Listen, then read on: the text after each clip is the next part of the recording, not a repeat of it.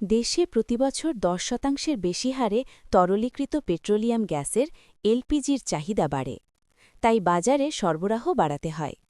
2023 সালের তুলনায় 2024 সালে আমদানি বেড়েছে প্রায় 3,36,000 টন। আর আগের বছরের তুলনায় গত বছর আমদানি কমেছে প্রায় 1.5 লাখ টন। বছরের শেষ 3 মাসে আমদানি কমার হার ছিল বেশি। এতে এলপিজির বাজারে তীব্র সংকট তৈরি হয়েছে। গত 3 বছরে দেশে এলপিজি আমদানির এমন চিত্র দিয়েছে Bangladesh energy regulatory commission BERC. সংস্থাটির দায়িত্বশীল সূত্র বলছে 2023 সালে এলপিজি আমদানি হয় 12,75,000 টন, 2024 সালে আসে 16,10,000 টন, আর গত বছর আসে 14,65,000 টন। আমদানি বাড়ার কথা থাকলেও উল্টো 10% কমেছে। এতে বছর শেষে যেটুকু মজুত থাকার কথা তাও বাজারে বিক্রি করা হয়ে গেছে। এরপরও বাজারের চাহিদা মেটানো যাচ্ছে না। দ্বিগুণ দামেও সিলিন্ডার পাচ্ছেন না ভোক্তা। বিইআরসি বলছে দেশে এলপিজি ব্যবসার লাইসেন্স নিয়েছে 52টি কোম্পানি। এর মধ্যে সিলিন্ডারে গ্যাস ভরতে 32টি কোম্পানির নিজস্ব প্ল্যান্ট আছে। আমদানি করার সক্ষমতা আছে 23টি কোম্পানির। গত বছর কোনো না কোনো মাসে আমদানি করেছে 17টি কোম্পানি, আর প্রতি মাসে আমদানি করেছে মাত্র 8টি কোম্পানি। বছরের শুরুতে আমদানি করলেও শেষ দিকে কেউ কেউ আমদানি বন্ধ রাখে। বিইআরসির একজন দায়িত্বশীল কর্মকর্তা প্রথম আলোকে বলেন, এলপিজির সংকট আরও আগেই বুঝতে পারার কথা ছিল।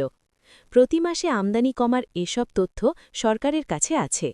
তাই যারা নিয়মিত আমদানি করে তাদের আমদানি বাড়ানোর অনুমতি দেওয়া উচিত ছিল।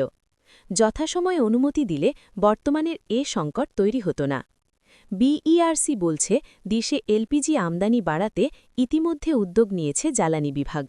ঋণপত্র খোলায় অগ্রাধিকার দেওয়া হচ্ছে। আমদানির অনুমতি বাড়িয়ে দিয়েছে বিইআরসি।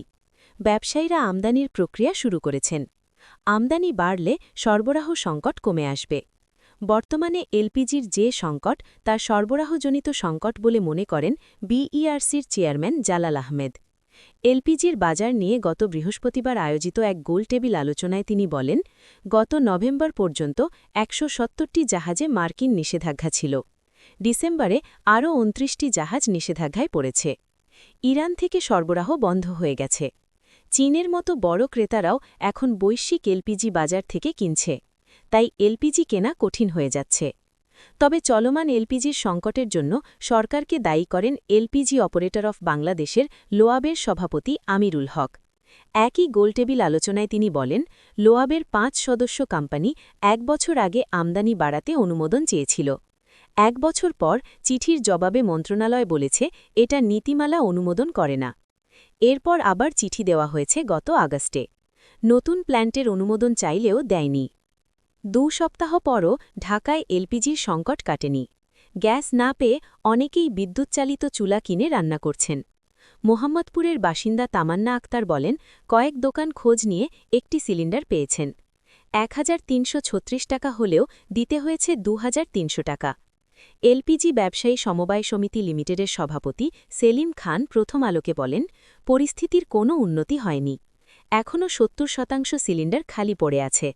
শিগগিরই সরবরাহ কিছুটা বাড়তে পারে। চট্টগ্রামে কোথাও কোথাও সিলিন্ডার পাওয়া গেলে বিক্রি হচ্ছে বাড়তি দামে। আগ্রাবাদের বাসিন্দা আরফাতুল ইসলাম জানিয়েছেন, তিনি 12 কেজির একটি সিলিন্ডার কিনেছেন 2,000 টাকায়। তবে বেশিরভাগ এলাকায় সিলিন্ডারই পাওয়া যাচ্ছে না। 2 সপ্তাহের বেশি সময় ধরে চলা এই সংকটে বাজারে সরবরাহ স্বাভাবিক হয়নি। দোকানীদের ভাষ্য, পরিবেশকরা চাহিদা অনুযায়ী সিলিন্ডার দিচ্ছে না। কোথাও দিনে যে কোটি সিলিন্ডার আসে তা ঘণ্টাখানিকের মধ্যেই বিক্রি হয়ে যায়।